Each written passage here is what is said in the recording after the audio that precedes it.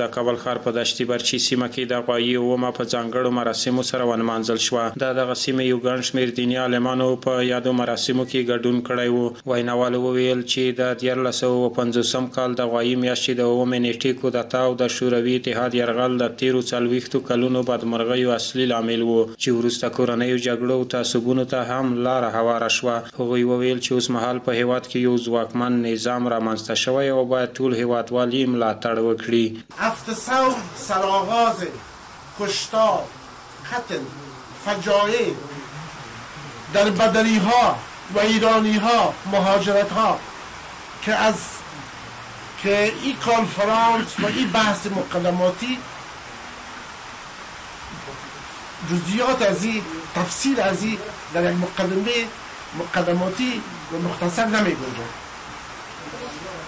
مثل که عزیزا گفتن هفت ثور زمین ساز، دو تهاجم خونین، دو اشغال بیشرمانه، کنفرانس ننگین بم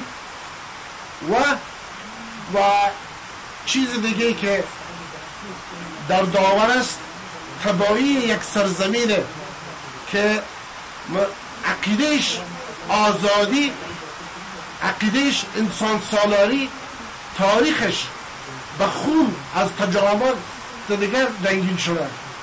نه خودشان، ما افغانها در تاریخ مضایب مملکت‌های دیگر نبودیم.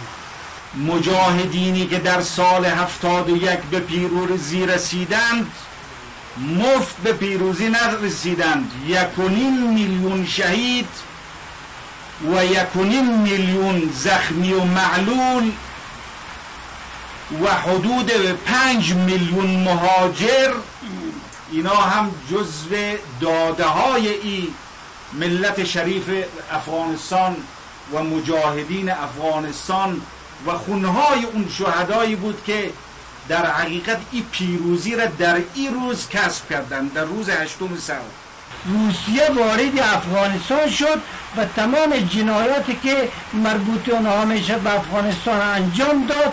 امروز صدای هزاران انسان از پلگونهای پلچرخی بلند است و مردم ما را شهید کردن، ملت ما را به زندان بردن، فکر کردن به کشتن، به زدن، به زندان کردن میتواند این مردم را رام کند و حکومت خود را بر این سرزمین تحمیل کند.